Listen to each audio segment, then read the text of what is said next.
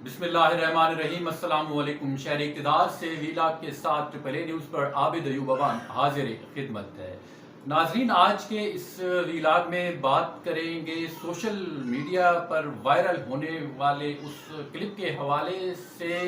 जो कि इजराइल की भी परमानेंट रिप्रेजेंटेटिव हैं, जिन्होंने यूएन जेनीवा में पाकिस्तान पर कड़ी तनकीद की है। और ये जो क्लिप है ये सोशल मीडिया पर वायरल है। और इस क्लिप में जो इजराइल की परमानेंट रिप्रेजेंटेटिव हैं, उन्होंने यूएन जेनीवा में इस क्लिप में जो तनकीद की है वो पाकिस्तान में ह्यूमन राइट्स के हवाले से उन्होंने शदीद और कड़ी तनकीद का निशाना बनाया है पाकिस्तान को। और पाकिस्तान की जो इस वक्त डोमेस्टिक सिचुएशन चल रही है, तो उस हवाले से जो पीटीआई के नाकदीन हैं, जो इमरान खान के मुखालफिन हैं, वो इसको रंग दे रहे हैं कि ये जो इमरान खान और यहूदी लॉबी है, इजरायली लॉबी है, उसके साथ इसको कनेक्ट कर रहे हैं, इसको उसके साथ जोड़ रहे हैं कि इजराइल जो है वो इमरान खान के बयानिया को आगे बढ़ा रहा है, उसका प्रचार कर रहा है और इमरान खान के लिए लॉबिंग कर रहा है इजराइल। तो ये सिचुएशन है। तो इस हवाले से असल मामला क्या है, इस हवाले से मैंने अपने जो सोर्सेज हैं, जो अपनी इंफॉर्मेशन है वो हासिल की है बतौर जर्नलिस्ट। मैंने जो सफारती ज़राए हैं मेरे, उनसे मैंने रब्ता किया, उनसे मैंने मालूमात ली, इंफॉर्मेशन ली कि ये मामला असल में है क्या। तो मुझ तक जो मालूमात पहुंची है, जो इंफॉर्मेशन पहुंची है, वो मैं आपके साथ शेयर कर रहा हूं कि मामला कुछ इस तरह से है कि यूनाइटेड नेशन में गालबन 187 मुल्क हैं जो इसके मेंबर हैं और पाकिस्तान भी यूनाइटेड नेशन का एक रुकन मुल्क है। तो यूनाइटेड नेशन में हर 4 से 5 साल बाद तमाम ममालिक की जो ह्यूमन राइट्स के हवाले से है वो एक रिपोर्ट जो है वो जमा होती है। और पाकिस्तान ने भी अपने ह्यूमन राइट्स के हवाले से रिपोर्ट जो है वो 30 जनवरी को यूएन में जमा करवाई थी। तो उस जो रिपोर्ट जमा करवाई जाती है, तमाम ममालिक जो रुकन है यूएन के, उनकी जानिब से फिर उस पर सिफारिशात जो हैं वो मुरतब की जाती हैं, वो सिफारिशात भेजी जाती हैं उस मुल्क को। तो फिर उस पर वो मुल्क जो है उन सिफारिशात पर अमल दरामद करता है। तो इसी तरह पाकिस्तान की जो ह्यूमन राइट्स के हवाले से पाकिस्तान ने अपनी रिपोर्ट जमा करवाई थी 30 जनवरी को। तो उस पर जो पाकिस्तान को तकरीबन 300 सिफारिशात जो हैं वो मौसूल हुई और जिनमें से 270 ऐसी सिफारिशात हैं जिन पर पाकिस्तान ने मनोअन उस पर अमल किया है और बाकी जो 30 सिफारिशात हैं उन पर पाकिस्तान ने अमल नहीं किया, उनको रिजेक्ट कर दिया। वो सिफारिशात थी इजराइल की तरफ से और इंडिया की तरफ से। जाहिर सी बात है, इंडिया और इजराइल जो है वो पाकिस्तान के मुखालिफ हैं, पाकिस्तान के मुखालिफ लॉबिंग करते हैं, पॉलिटिकली पाकिस्तान के खिलाफ जो है वो जो उन्होंने सिफारिशात दी हैं वो पॉलिटिकली पाकिस्तान के अगेंस्ट थी, तो उनको पाकिस्तान ने रिजेक्ट किया है। बाकी जो 270 सिफारिशात थी बाकी ममालिक की तरफ से, उनको पाकिस्तान ने उन पर अमल दरामद जो है वो कर दिया है। तो ये एक है मामला असल जो है जिसको कि जो पाकिस्तान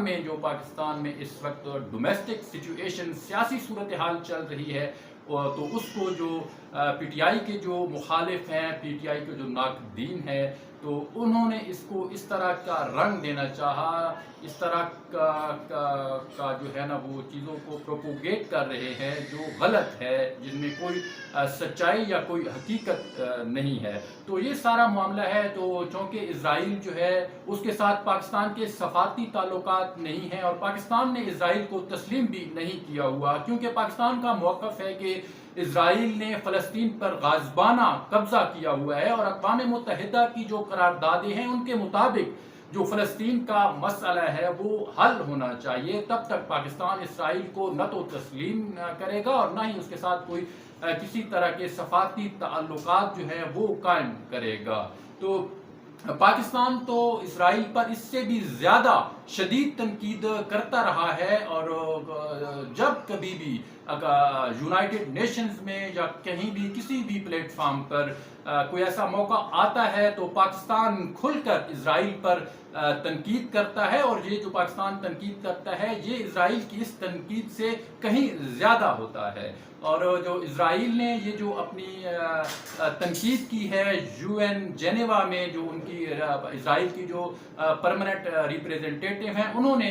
پاکستان کے جو ہیومن رائٹس ہیں اس حوالے سے انہوں نے تنقید کی ہے، اور انہوں نے کہا ہے کہ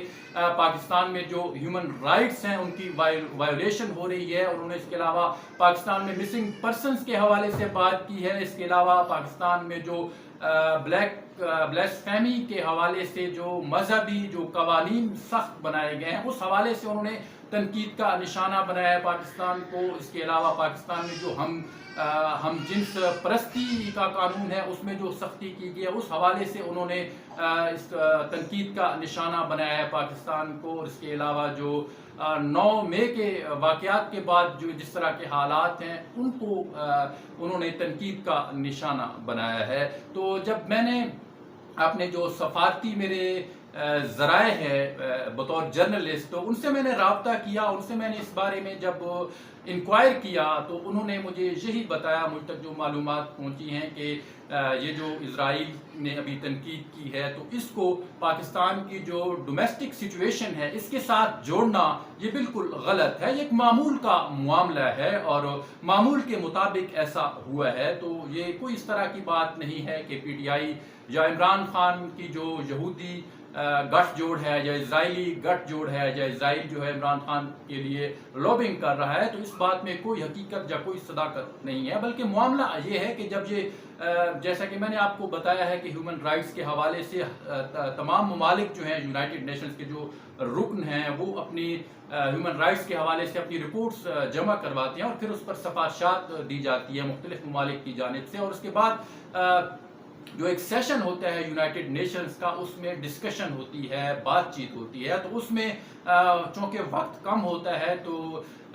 اس کے لیے تمام ممالک اس پر بات نہیں کر سکتے، اس کے لیے بیلٹنگ ہوتی ہے، تو بیلٹنگ میں جس ملک کا نام نکلے وہ پھر اس پر بات چیت کرتا ہے۔ تو اسی طرح جب پاکستان کا معاملہ آیا تو اس پر اسرائیل نے بھی بیلٹنگ میں حصہ لیا اور اسرائیل کا اس بیلٹنگ میں نام آیا، تو اس کے بعد پھر اسرائیل نے اس بار بات کی پاکستان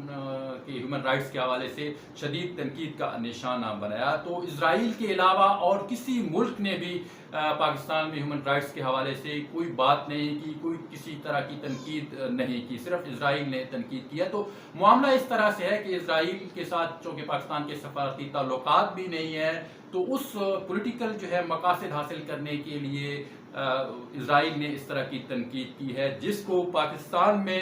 جو ہے وہ سیاسی طور پر ظاہر ہے پاکستان میں جو اس طرح کی کنسپائریسی تھیریز ہوتی ہیں وہ بہت زیادہ ان پر کام کیا جاتا ہے، تو سیاسی طور پر ان کو استعمال کیا جاتا ہے اپنے مقاصد کے لیے، تو اس میں کوئی حقیقت نہیں ہے جہاں تک میری معلومات ہیں۔ تو یہ جو انفارمیشنز تھی، ایک اہم جو معاملہ تھا، یہ میں نے آپ کے ساتھ شیئر کیا۔ تو آج کے اس ویلاگ میں اتنا ہی، مزید خبروں اور اپڈیٹس کے لیے آپ سے ملاقات ہوگی اگلے ویلاگ میں، تب تک اجازت دیجیے، اللہ حافظ۔